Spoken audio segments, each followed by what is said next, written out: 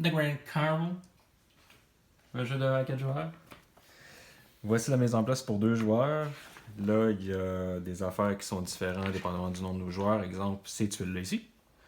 Moi, j'en ai sorti 5 de chaque parce qu'on est 2. Mais si t'es 3 joueurs, c'est 6 de chaque sorte. Fait que 1, 2, 3, 4, 5. Les symboles sont écrits là. Et puis à 4 joueurs, c'est 8 de chaque. Et puis ici, on a les barkers, ceux qui crient dans ton cirque. À 2, il y en a 5. À 3, il y en a 6. Et à 4, il y en a 8. Donc, le reste des trucs, c'est pareil, peu importe le nombre de joueurs. Voici votre plateau personnel, icône du premier joueur. Donc, dans le plateau personnel, on commence avec rien du tout. On a deux invités ici qui regardent notre cirque en construction et qui ne peuvent pas avancer dedans. Et puis, on a ça, c'est nos ouvriers. On en a 8 en tout, mais on commence avec 5. On n'en aura jamais plus que 5. C'est juste que les autres, on va les utiliser pour des cartes qui s'appellent des Tricks of the Trade. D'ailleurs, les Tricks of the Trade, il y en a 14 cartes. C'est pas des objectifs, mais c'est, disons, des trucs qui vont changer les règles un petit peu du jeu. Donc, on en pige 3 au hasard. Et puis, pour ce qui est d'ici, ça, c'est des tuiles de construction. On fait 2 piles de 42 tuiles, et ensuite de ça, on en prend 4 de la pile qu'on veut, et on les met là pour le 2, 3, 4 et 5. Ça, c'est le marqueur de tour. On commence le dimanche. Notre carnaval, il dure 7 jours. Donc, 7 tours. Fait que chaque tour, on va avoir 5 actions possibles à faire. 5 tours de jeu. Et puis, c'est ce qui va se passer. Quand on va être rendu à samedi, on va jouer nos 5 tours. Ensuite de ça, on va passer au décompte des points. Et le décompte des points, je le dirai en temps et lieu. Là. Ouais, c'est ça. Je le dirai en temps et lieu. Donc, le plateau personnel, c'est ça. Je l'ai dit, c'est ici. Les tours de jeu, de la façon que ça va se passer, c'est qu'on a 3 actions principales qu'on peut faire. Donc, on peut aller prendre une tuile de construction là et la mettre sur notre plateau de jeu. Ça, c'est une action. Deuxième action, à partir du moment où on va avoir des tuiles de construction comme ça, on va construire des attractions, qui sont les tuiles là-bas, la Tetris. Et la troisième chose que tu peux faire, c'est bouger un visiteur dans ton cirque. Donc, le but, c'est de le faire aller pas loin de tes attractions pour avoir des étiquettes, ou de l'amener au top ici pour marquer des points en fin de victoire, en fin de jeu. Donc, ça ressemble à ça les tours de jeu.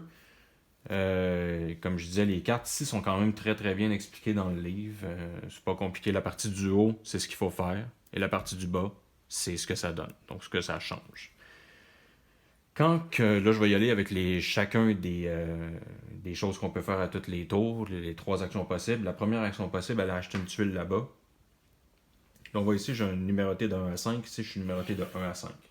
Donc, ce qui veut dire que si moi, je décide de prendre mon petit bonhomme et de le mettre à 3, je peux acheter des tuiles 3, 2, 1. Donc, ces deux-là ne sont pas disponibles. Je le mets à 4, les 4 premiers sont disponibles. À 5, ils sont tous disponibles. La différence étant que, admettons que je le mets à, disons, 2, ce qui ne serait pas un bon move en partant, mais je pourrais, c'est légal. Mon truc, c'est que je peux aller chercher là ou dans une des 2 piles qui est ici. Si je m'en vais le chercher dans une des 2 piles, je la prends, je n'ai pas le choix de la placer. De la façon que s'ils se placent ces tuiles-là, on voit ici, les marteaux sont tous vers le haut. Le même principe, c'est pour les tuiles ici. Donc, les marteaux sont vers le haut. Fait que comme ça, ici, ça ne marcherait pas. Je ne pourrais pas la placer comme ça. Je les place vers le haut. Je peux la placer où je veux dans mon cirque. Je n'ai pas à suivre une certaine règle de placement juste à côté de l'autre. Sauf que ce qui est important, puis ce qu'il faut penser, c'est que nos guests, si je mets ça ici, nos visiteurs, ben lui, il ne peut pas marcher sur les marteaux. C'est comme en construction, il ne veut pas se faire échapper des tuiles sur la tête. Donc, il n'avance pas. Donc, c'est ça. Il faut garder ça en tête. Parce que j'ai pigé une tuile dans une des 2 qui sont face down, qui sont cachées, j'ai le choix, soit que j'enlève toutes les 4 tuiles qui sont là, puis j'en remets 4 nouvelles, ou je les laisse là. Donc ça, c'est si je l'avais pigé dans le 1.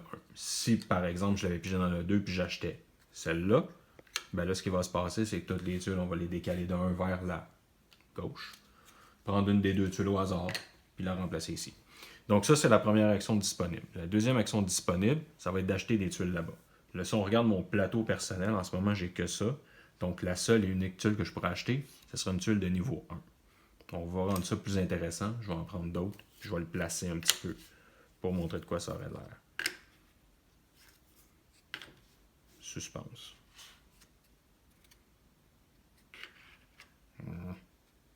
Je l'aime pas. Ici. Ici. OK. Ça commence à avoir du sens.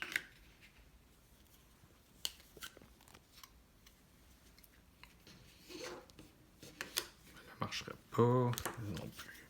Là, j'en veux juste une qui me permettrait d'aller en haut. Ça me permet d'aller en haut. Bon, disons que mon plateau de jeu il est rendu comme ça après plusieurs tours. Parce que là, chaque tuile, ça sera un tour. Donc, ça sera mon plateau de jeu que je serais rendu. Là, si je décide de faire l'action de construire une attraction, encore, c'est le même principe. Les attractions, ça va par rapport au nombre que j'ai placé mon truc. Fait que si je mets mon gars au 4, je peux aller choisir une attraction jusqu'au niveau 4. Et niveau 4, on s'entend, c'est 4 tuiles, 3 c'est 3 tuiles, 5 c'est 5 tuiles. C'est logique de même. Donc, si je décide, admettons, de me mettre au 4, je peux aller chercher une tuile de 4, celle que je veux, celle qui est disponible, puis je la place en quelque part, dans le sens que je veux, du côté que je veux. Fait que si je la place ici, disons. Donc ça, c'est la deuxième action possible. La troisième action possible, c'est de bouger un de tes bonhommes ici. Donc on s'entend que je fais un tour, après ça c'est à mon adversaire, puis là ça revient. Donc, bouger mon bonhomme, c'est encore une fois, c'est le même principe. Le nombre de cases que je peux avancer, c'est le nombre de trucs que je me place ici. Si je me place ici, je peux avancer de 3 cases. Il y a 2 entrées au parc d'attractions. L'entrée ici, qui est les 4 tuiles ici que je pourrais bouger dessus. Là, en ce moment, lui, on s'entend, je ne peux pas l'avancer, j'ai que des marteaux. Lui ici, j'ai elle de disponible. Fait que si je l'ai placé à 3, je pourrais l'avancer de 3. Les visiteurs, ce qu'ils font, c'est quand ils arrêtent devant une attraction, ça va être orthogonal, ils vont mettre des tickets sur toutes les attractions qui arrivent à côté. Donc, si j'arrive, mettons que j'avance un petit peu dans le jeu, je vais prendre une 2. Si, disons, j'arriverais à être ici, je mettrai un ticket là. Si j'arrive à être ici, je mettrai un ticket là. Encore une fois, c'est orthogonal, puis c'est juste 1. Si j'arrive ici, j'en mets un là et un là. Chaque tuile peut accueillir autant de tickets que son chiffre. Donc, lui, il peut accueillir 3 tickets, lui, il serait plein. À chacune de mes actions, comme j'ai dit, j'ai une action par tour ici. Si je place une fondation, ensuite de ça, je regarde si j'ai complété une de ces cartes-là. Si je n'ai pas complété, ça va à l'autre joueur. Fait que ça va pour n'importe quelle des 3 actions. Si, disons, je le complète dans mon tour, comme là, en ce moment, j'aurais pas grand-chose, mais admettons que lui, je l'amène ici. Elle, je l'aurais fait parce que le trick of the trade, c'est de mettre un visiteur sur le dessus. Donc, je mettrai mon chose là. Là, le prochain joueur ou les prochains joueurs, ils ont leur tour en cours pour essayer de faire le trick of the trade. S'ils ne sont pas capables, ils perdent leur jeton, ils ne pourront jamais aller se mettre sur cette carte-là. Même principe pour moi. Si mon adversaire, disons, a réussi à faire celle-là, quand ça vient à mon tour, si moi je ne suis pas capable de la faire, j'aurai jamais accès à ça. Donc, ça ressemble à ça.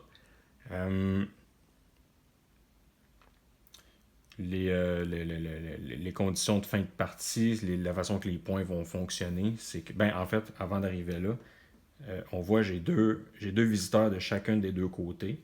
Donc, si, admettons, je vais continuer, je vais avancer mon tour de jeu. Disons que je suis comme ça. Lui, mon visiteur ici, j'ai réussi à l'amener en haut. Donc, on s'entend ici, ça me prendrait 2 coups pour l'amener en haut, ou 3 coups si je décide d'être willing. 2, 3. Ça compte pour une case.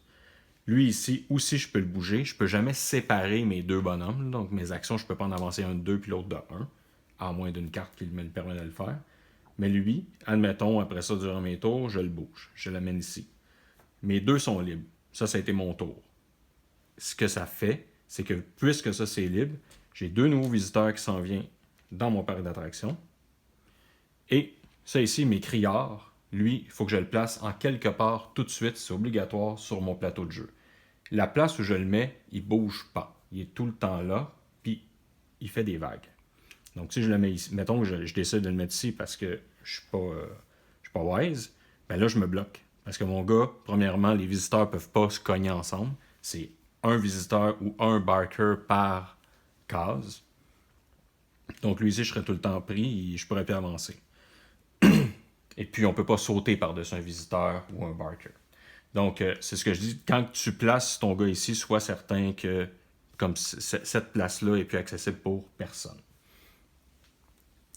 Chacun que tu vas placer, ça va donner des points à la fin de la partie. Et puis ouais, c'est pas mal ça pour les tours de jeu. Puis ça fait le tour. Pour la fin de la partie, les points de la façon que ça fonctionne, c'est que tu vas pouvoir faire des sets dépendamment de comment tu as joué. Donc, c'est écrit ici. Si tu arrives à faire, mettons, un set de 3 attractions de 1 avec des tickets, ça prend un ticket dessus pour être considéré. Tu vas faire les points correspondant à ça. Fait que si j'ai 4 attractions de 4 avec des tickets sur chacun des 4, pas obligé d'avoir 4 tickets sur les 4, juste un ticket sur chacun des 4, ça me donnerait 18 points. Tu peux en enchaîner plusieurs, ça n'a pas d'importance. Tu additionnes tout ça, ça va donner des points. Deuxième chose, c'est un set de chaque attraction. Donc, une attraction de 1, 2, 3, 4 et 5 qui a des tickets dessus. Ça va te donner 22 points. Oui, 22 points. Tu vas avoir ici tes visiteurs que tu as réussi à rendre sur le dessus de ton chapiteau. Ça arrête à 4. Même si tu en as plus que 4, tu vas quand même faire 15 points. Si en tout, tu as minimum 15 tickets, tu vas faire 12 points. Chaque bonhomme orange va te faire 3 points. Puis chaque tuile, eux, comptent. Là. Chaque tuile ici, ça va t'enlever un point. Fait que si j'aurais 5, 6, 7, 8, 9, 10, 11, 12, 13, 14, 15 points de moins. Là, il y a une chose que nous, on a trouvé un peu bizarre. C'est que l'étiquette à 2, ça va. Je veux dire, tu peux en avoir plusieurs. Tu peux en avoir 20 chaque, ça change rien, mais tu en as 50 dans le bord. Fait que quand tu es 4 à jouer, disons que tu vas en manquer. Probablement. Tu peux remplacer ça, c'est pas limité. La même chose avec ça, là, les visiteurs, c'est pas limité. On peut remplacer ça par ce qu'on veut. Donc c'est ça. On va additionner tous les points qui sont là. Et puis la personne qui a le plus de points va gagner la partie. Si c'est égal, ça va être celui qui a réussi à faire le plus de cartes qui sont ici. Si c'est encore égal, c'est celui qui a le plus de tickets dans son parc d'attractions. Puis si c'est encore égal, tout le monde gagne. Merci beaucoup.